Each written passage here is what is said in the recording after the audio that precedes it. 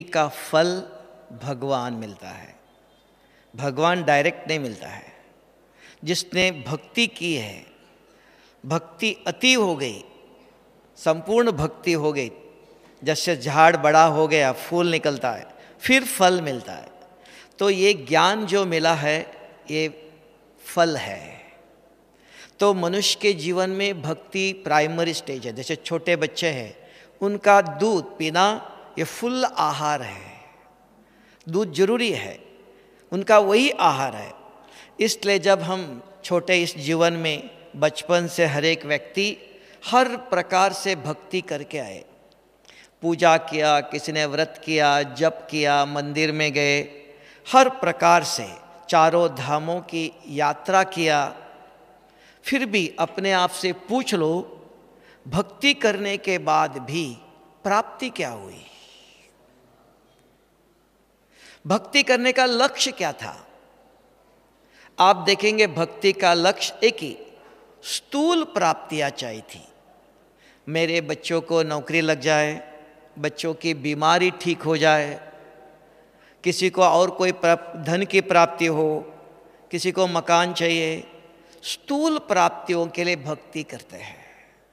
और भक्ति का अल्पकाल का फल अवश्य मिलता है, ऐसा नहीं कि नहीं मिलता है, लेकिन उसका भी एक अर्थ पता होना चाहिए। भक्ति का फल भी कैसे मिलता है? देखना, तिरुपति कर्नाटक में तिरुपति का मंदिर है, बहुत लोग जाते हैं, उनकी श्रद्धा, भावना, विश्वास सब कुछ है, सब जाते हैं, लेकिन सभी की मनोकामना पूर्ण नहीं होती है। अगर उधर भगवान देता है तो सबको देना चाहिए। भगवान सभी का है, सिर्फ इनका है इनका नहीं, ऐसा नहीं। और जो भी वहां जाते हैं पूरे विश्वास से जाते हैं, श्रद्धा है, भावना भी है, सब कुछ है, तो जाते हैं। किसी को फल मिलता है, किसी को नहीं मिलता है। कारण थोड़ा सोचना चाहिए। अल्पकाल के लिए हो, बहुकाल के लिए भी हो, तो वहां फल प्राप्त होता है, किसी को नहीं होता है। उसको बाबा ने मुरलियों में, ज्ञान के सागर बाप ने स्पष्ट किया है। बच्चे, बीज बहुत अच्छा है, अगर धरती ठीक नहीं है, बीज बोलो तो कुछ उगता नहीं है। अगर कहीं जगह पर हमारा भाग्य बहुत अच्छा, उसको हमने कहा भाग्य, पुण्य, अगर हमारा भाग्य है उस स्थान पर, पवित्र स्थान है, स्वच्छ स्थान है, वो धरती बहुत अच्छी है, हमने किया हुआ भाग्य जो है, पुण्य जो है, वहां फलीभूत होता है। अगर किसी के पास अपना किया हुआ भाग्य नहीं है, पुण्य नहीं है, वहां जाने के बाद भी कुछ प्राप्ति नहीं होती है। मूर्ति से वहां से कुछ नहीं मिलता है। हमको लगता है वहां से कुछ मिला, अपना किया हुआ भाग्य ही धरती चाहिए, वातावरण चाहिए, उस वातावरण में जाते ही फलीभूत होता है। अगर भाग्य नहीं है, कुछ पुण्य नहीं कमाया, वहां जाने के बाद भी प्राप्ति नहीं होती है। तो प्राप्ति का आधार अपने किए हुए श्रेष्ठ कर्म है, भाग्य है, पुण्य है। अब भक्ति मार्ग में पुण्य करते हैं, हम दान करते हैं, किसको देते हैं हम? शरीर को। किसी को आपने धन दिया, किसी को आज के दुनिया में जयपुर फूट कहते हैं, माना जिसको पाँव नहीं है, फ्रैक्चर हो गया एक्सीडेंट से, आर्मी के अंदर भी होता है, तो रेडीमेड पाँव बना के देता है, जयपुर फूट कहता है। किसी बच्चे को आपने किताब दिया, कोई बीमार व्यक्ति को आपने दवाई दिया, हॉस्पिटल में डाला, ये सब कुछ किसको दिया? शरीर के लिए। शरीर अल्पकाल के लिए, सदा के लिए नहीं, उसका फल भी अल्पकाल के लिए है। तो भक्ति करते समय जितने भी साधु संत तपस्या करते हैं, मैंने एक बहुत बड़ी बेंगलुरु से एक संत थी, आई थी सन्मुख, बहुत मिलते हैं साधु सन्यासी। तो हमने कहा आप हिमालय पर गए, उन्होंने कहा इतना हिमालय पर इतनी ठंडी है, इतनी तपस्या किया, क्या किया? क्या तपस्या किया, क्या खाना खाया। कभी कभी नजदीक होते तो सब पूछते हैं, कहते ऐसे गुफा में बैठकर इतनी ठंडी है कि ओम की धुनी करते थे। फिर मैंने पूछा खाना कौन देता था, खाना कौन लेके आएगा गुफा में, भूख लगती नहीं। कहते हाँ भूख लगती नहीं है, खाने की इच्छा नहीं है, तपस्या करने गए लेकिन खाना कौन देता था।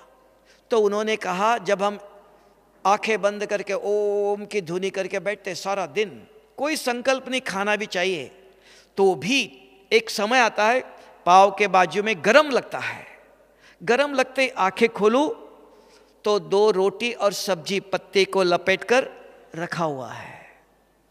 तो किसने रखा।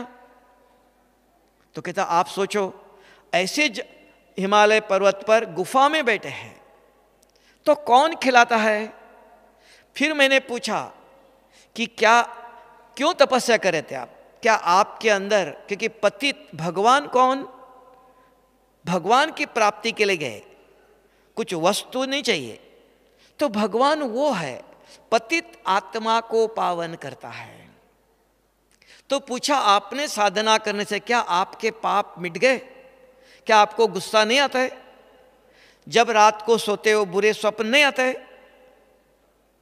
जब पूछा तो उन्होंने जवाब दिया कि वो नहीं जवाब दिया। मुझे लग रहा था कि कोई कन्या है तपस्या कर रही है, तो देखा मेरे बेटे ने शरीर छोड़ा।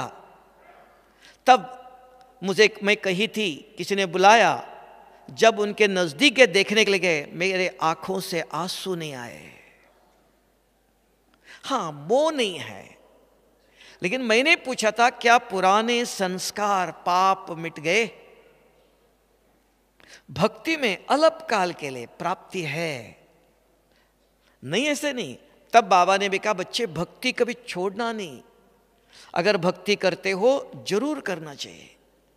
भक्ति पूरी हो गई, फल झाड़ बड़ा हो गया, फूल निकलेगा, आज नहीं तो कल फल निकलेगा। कोई झाड़ तुरंत फल देता है, कोई झाड़ 5-10 साल के बाद फल देता है, लेकिन फल मिलता है। फल क्या, ज्ञान, समझ, क्या करने से भाग्य बनता है और क्या नहीं करने से भाग्य बनता नहीं है, मिटता भी है। पाप बनता भी है, पुण्य भी बनता है, तो उसका ज्ञान चाहिए। तब कहा हम कर्म करने के लिए आए, इस संसार में क्यों आए, शरीर में क्यों आए, कर्म करने के लिए आए। कर्म प्राणी भी करते हैं और मनुष्य भी करता है। सवेरे उठते ही पानी पीते हो, मुंह धोते हो, प्राणी भी करता है। प्राणी और मनुष्य में अंतर है। प्राणी को बुद्धि नहीं है, कुछ भी खिलाओ खाएंगे। मनुष्य को कुछ खिलाओ, ये मेरे लिए ठीक नहीं, ये खाना चाहिए, ये नहीं खाना चाहिए, समझ दी है। तो मनुष्य से श्रेष्ठ, प्राणी से श्रेष्ठ मनुष्य, क्यों, उसके पास बुद्धि है, समझ है, क्या करना चाहिए, क्या नहीं करना चाहिए, क्या करने से प्राप्ति क्या है, तो उसका ज्ञान है। तब कहा सत्संग से सद्गति होती है। अगर सत्संग नहीं, ज्ञान नहीं है, हम मेहनत करते हैं, देखो शुरू में तपस्या करते हैं, हिमालय पर जाके साधु संत कितने तपस्या, एक पांव पर खड़े होते हैं, जप करते हैं, खाना नहीं खाते हैं, क्यों, किसके लिए, क्या चाहते हैं, मोक्ष, माना जीवन में नहीं आना है फिर से। हाँ हो सकता है, देख लो एक सीडी के अंदर 5 गीत भरे हुए हैं, आप 5 गीत को मिटा दो, फिर वो सीडी अगर टेप रिकॉर्डर में डालो आवाज आएगा नहीं, खाली हो गया। लेकिन मिटाना है पूरा, इतनी तपस्या चाहिए, अंदर जो कुछ संस्कार है, स्थूल सूक्ष्म पाप पुण्य सब कुछ इरेज करो। खाली सीडी, खाली हो गया तो दोबारा जन्म कैसे लेंगे आप, ऊपर रहेंगे। लेकिन भगवान ने जो सृष्टि रची, इसके लिए नहीं। माँ बाप बच्चों को जन्म देते हैं घर में बिठा के रखने के लिए नहीं, बच्चों को स्कूल में भेजेंगे, नौकरी करने भेजेंगे, कि बाहर जाना है, घर में सब कुछ है, तो भी बाहर पढ़ने के लिए जाओ। पता है माँ बाप को बाहर जाएंगे बच्चे बिगड़ जाएंगे, संगति संग दोषा, गलत संग लग जाएगा, फिर भी भेजेंगे। तो ये सृष्टि का जो रचयिता है, परमपिता परमात्मा सत्यम शिवम सुंदरम का सत्य है, गॉड इज ट्रुथ। सभी ने कहा, सभी धर्म वालों ने कहा भगवान कौन? सत्य है, असत्य नहीं, वहां अंधेरा नहीं है, सदा रोशनी है, प्रकाश है। God is light and might, शक्ति भी है उसके पास, तब उसको कहा ऑल माइटी अथॉरिटी, सर्वशक्तिवान। तो वो कौन? सत्यम शिवम सुंदरम। तो वो कहता मेरे से ध्यान लगाओ, तो उस शक्ति से जो आत्मा पतित बनी तो पावन बनेंगे। जो पाप कर्म किया, जो आत्मा ऊपर से आई, पुण्य आत्मा आई है, पवित्र आत्मा आई है। नहीं तो इस सृष्टि में दुख का नाम निशान नहीं, 5 विकारों का नाम निशान नहीं। यहां भारत स्वर्ग था, पैराडाइज था, भारत में देवताएं थे, भारत एक ही खंड था, सारे विश्व के अंदर ग्लोब के ऊपर एक ही खंड था। बाद में एक के बाद एक एक आए, 5 खंड हुए। देवताएं भारत में थे, तब का भगवान भारत में आते हैं। क्यों आते हैं? पाप आत्मा को पुण्य आत्मा करने के लिए। मनुष्य डॉक्टर के पास कब जाता है? जब अपने को बीमार समझता है, तब तक डॉक्टर के पास नहीं जाता है। तो बीमार समझता है, तो शरीर की बीमारी ठीक करने वाले का नाम फिजिशियन, डॉक्टर। तो इस शरीर के अंदर आत्मा है। आज तक सारी दुनिया में, सारा रामायण महाभारत गीता कुछ भी ले लो, कहीं गीता में आत्मा का नाम है, लेकिन वो आत्मा इस शरीर में कहां है? आत्मा शरीर में रहकर क्या कर्म करती है? यह आत्मा शरीर छोड़ने के बाद कहां जाती है? कोई ज्ञान ही नहीं है, भौतिक ही है। तब कहते सारे विश्व के अंदर एजुकेशन सोसाइटी है, सारा विश्व कहता है हमारे पढ़ाई के अंदर आध्यात्मिकता नहीं है, lack of spirituality in our education. जो भी पढ़ाया जा रहा है भौतिक पढ़ाई जा रहा है। जैसे माँ गुरु है, बच्चों को कहते 2 हाथ है, एक ही जैसे है। नहीं, बच्चे इस हाथ से खाना खाना चाहिए, इस हाथ से और काम करना चाहिए। सबसे पहला गुरु माँ बच्चों को सिखाती है। फिर स्कूल में जाने के बाद, फिर पहले गुरुकुल में भेजते थे, गुरु भी शिक्षा देते थे, लेकिन भौतिक धनुर्विद्या सिखाया और कुछ सिखाया, पूजा करना सिखाया, जप करना सिखाया। लेकिन आप आत्मा हो, आप पवित्र आत्मा हो, परमपिता परमात्मा ब्रह्मांड से आए हुए आत्मा हो। इस शरीर के द्वारा कर्म कर रहे हो, इन आंखों के द्वारा देख रहे हो, इस मुख के द्वारा बोल रहे हो। आप अलग, यह शरीर अलग। यह शरीर 5 तत्वों से बना हुआ है, कल छोड़ देना है। यह परमानेंट नहीं, परमानेंट अविनाशी चैतन्य आत्मा है। उस आत्मा का ज्ञान नहीं। हमने देखा अमेरिका में अमेरिकन व्यक्ति है, सिर्फ इंग्लिश और संस्कृत जानता है। अपने एक सेंटर में पीस विलेज करके है, वहां आया कि उसको गीता लिखनी थी, किताब लिखना था। तो बहुत जगह ढूंढा, मकान उसको चाहिए। किसी ने कहा ब्रह्मा कुमारी के पास 300 एकड़ जमीन पर है पीस विलेज करके, वहां आपको जगह मिलेगा अकेले में एकांत में बैठने के लिए। तो वहां आया, मैं था उस समय। उसने कहा मुझे 1 महीने के लिए कमरा दे दो, एकांत, मुझे किताब लिखना है। बहुत सारे कमरे थे, बहन जी ने कहा आओ रहो। तो एक दिन मुझे कहा बहुत अच्छा एक सन्यासी आया है, किताब लिखना, आप कभी मिलो। हम मिलने गए तो बात किया, तो इंग्लिश और संस्कृत जानता है और कुछ नहीं। कुछ भी बात करो, गीता का श्लोक सुनाता है, कबीर का श्लोक सुनाता है, रामायण का सुनाता है, महाभारत का सुनाता है। इंग्लिश जानता है, नहीं तो संस्कृत। अंग्रेज है, अमेरिका का ही। तब मैंने पूछा, आप किसके लिए क्या किताब लिख रहे हो? आपने श्री कृष्ण को तो देखा नहीं। श्री कृष्ण ने तो अर्जुन को ज्ञान सुनाया था, आप कैसे लिखेंगे? कि मैंने गीता के पूरे ज्ञान सुना है, पढ़ा है, अच्छी तरह से अध्ययन किया है, लेकिन मुझे और रिफाइन करके लिखना है। तो हमने पूछा, गीता का पूरा अध्ययन किया? तो कहा, गीता में बुद्धि का ज्ञान कहाँ है? क्योंकि आज तक साइंस ने पढ़ाया कॉन्शियस एंड सबकॉन्शियस, बुद्धि कहाँ है? आज तक सारे विश्व के अंदर, विश्वविद्यालय के अंदर पढ़ाया focus of mind is concentration, मन लगाइए, बुद्धि का ज्ञान नहीं है। तो भगवान को इस सृष्टि पर क्यों आना पड़ा? जो सारे विश्व के अंदर ज्ञान है, उस ज्ञान से मनुष्य अपने आप को पावन नहीं बना सकेगा, संपन्न नहीं बना सकेगा, एवर हेल्दी एवर वेल्दी नहीं बना सकेगा। जो ज्ञान है अल्पज्ञ कहा, लिमिटेड है, और एक ही जो निराकार है वो ज्ञान का सागर है। वो स्वयं आके ये ज्ञान देता है। आत्मा के पास 3 शक्तियां हैं।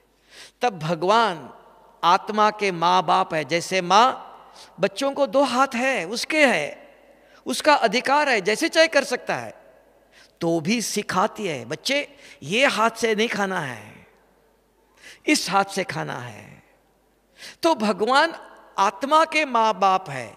तब कहते हैं त्वमेव माताश्च पिता त्वमेव, माता भी है, पिता भी है। तो कैसे माँ बाप होगा? गॉड फादर है, ब्रह्मा को एडॉप्ट करता है, साकार शरीर चाहिए। निराकार बाप ब्रह्मा मुख से भारत वालों को भारत के सृष्टि पर आकर ज्ञान देते हैं। कौन सा ज्ञान? जो दुनिया में अब तक किसी ने नहीं सुनाया। लैक ऑफ स्पिरिचुअलिटी, आत्मा का ज्ञान। ये आत्मा के पास 3 शक्तियां हैं। एक मन है, ये मन सोचता है। मन के बाद एक बुद्धि है, बुद्धि निर्णय लेती, ये विचार मेरे लिए योग्य है कि अयोग्य है। मन में विचार आया, जैसे हम कहते हैं what you think so shall you become, जैसे सोचेंगे वैसे बनेंगे। ये दुनिया का ज्ञान है। इस यूनिवर्सिटी में आने के बाद जैसे सोचेंगे वैसे नहीं, विचार बहुत आते हैं, ये करो, ये करो, ये खाओ, ये नहीं करो, विचार आते हैं। माइंड इज, मन एक घोड़ा है, तूफान है, उसके पास बुद्धि है। बुद्धि कहती है बच्चे, मन ये काम नहीं करना चाहिए, ये कर्म मेरे लिए योग्य नहीं, ऐसे करेंगे तो ऐसा होगा। ये ज्ञान किसने सिखाया? दुनिया में नहीं था। किसी को देखते ही गलत विचार आए, किसी ने गुस्सा किया, कुछ गलत किया, गलत विचार आया, शराब पिया, तंबाकू खाया, मन को सप्रेस करते थे। लेकिन इस ईश्वरीय विश्वविद्यालय में आने के बाद कहा निराकार शिव बाबा ने, बच्चे मन को कितना दिन सप्रेस करेंगे, कितना दिन कंट्रोल करेंगे? मन को समझाओ। जैसे माँ बच्चों को समझाती है, टीचर स्टूडेंट को समझाता है। अगर किसी को देखते ही मेरे मन में गलत विचार आया, कौन समझाएगा? तज आज दुनिया में टेंशन कहते हैं, तनाव। टेंशन कहां से आया? हाँ, मन सोचता है गलत। दवाई नहीं है, नींद की गोली ले लो। तो इस ईश्वरीय विश्वविद्यालय में ज्ञान दिया है। रोज अगर ये ज्ञान सुनते हो तो समझ है, हाँ इनको देखकर ऐसा नहीं सोचना चाहिए। ये कौन है? इस शरीर में कौन है? सर्वशक्तिवान शिव बाबा का बच्चा है, भगवान का बच्चा है। तब गीता में कहा अधम ते अधम महापापी है, बहुत खराब है। तो भी पत्थर मारना चाहिए? नहीं। धर्म का मूल है क्षमा, दया। वही यहां नंबर 1 राजयोग है। ब्रह्मा कुमारी आश्रम में ईश्वरीय विश्वविद्यालय नंबर 1 राजयोग। कुछ नहीं करना है। किसी पर नजर गई, चाहे काला हो, गोरा हो, लंगड़ा हो, अंधा हो, कोई भी हो, किसी को देखते ही पता है इस शरीर में कौन है। कोई रावण का बच्चा नहीं, इस शरीर में कौन है? हाँ, ये सर्वशक्तिवान शुभ बाबा का बच्चा है। बाबा इस आत्मा का कल्याण करो। किसी साधु सन्यासी के पास जाओ आप अपने बच्चों को लेकर, स्वामी जी आप आशीर्वाद करो, तो वो आशीर्वाद नहीं करते हैं। वो क्या कहते हैं? भगवान आपका भला करेगा। करने वाला भगवान। यहां भी रिफाइन तरीके से भगवान कौन, कहां रहता है, क्या करता है, कब आता है, किस रूप में आता है, क्या ज्ञान देता है, समझ मिली। तो समझने के बाद अपने आप को देखते हैं कि मेरे अंदर क्या भरा हुआ है, मैंने बहुत जन्मों से क्या किया। तब कहते हैं पाप शरीर पुण्य शरीर नहीं कहते, पाप आत्मा, पुण्य आत्मा, देव आत्मा, महात्मा। पाप शरीर पुण्य शरीर कहते हैं नहीं। तो आत्मा के अंदर पाप है, शरीर के अंदर नहीं। आत्मा के अंदर पाप, गलत विचार आया, शरीर के अंदर सिक्रेशन होता है, अपने आप बीमारी तैयार होती है। बीमारी शरीर के अंदर नहीं होती, आत्मा के अंदर। आत्मा के अंदर कैसे पता चलेगा आपको? आप पूछेंगे पाप आत्मा पुण्य आत्मा दिखाओ। अगर आज डॉक्टर के पास जाओ, किसी को कहो कि मुझे कोई बीमारी नहीं, डॉक्टर तुरंत एक्सरे निकाल के दिखाता है, शुगर कितना है, ब्लड प्रेशर कितना है, दिखा सकता है। क्या यहां पाप आत्मा पुण्य आत्मा दिखा सकते हो? हां। तो जब आप रात को सोते हो आंखें बंद कर, स्वप्न कहां से आए? स्वप्न बताते हैं। Dreams are telling what you are. आपके पास कितना धन है, स्वप्न बताता है। आज से 1 महीने के अंदर एक दिन भी 5 विकारों के स्वप्न आते हैं, पाप आत्मा है। अगर कोई कहता है आज से 1 महीने के अंदर एक दिन भी 5 विकारों के स्वप्न नहीं आए, उसका नाम है पुण्य आत्मा। उसको आग में भी डालो, आग भी नहीं जलाएंगी। उसको इस ईश्वरीय विश्वविद्यालय में फरिश्ता कहते हैं। फरिश्ता कौन? फर्श, धरती के संस्कार नहीं है, लाइट है, प्रकाश से बना हुआ है, प्रकाश का शरीर है। उसको कहते हैं इस ईश्वरीय विश्वविद्यालय में कर्मातीत हो गया, कोई भी पाप नहीं, एक बाल भी उसका कोई हिला नहीं सकता है। तब कहा इस पाप को मिटाने के लिए ज्ञान चाहिए, समझ चाहिए।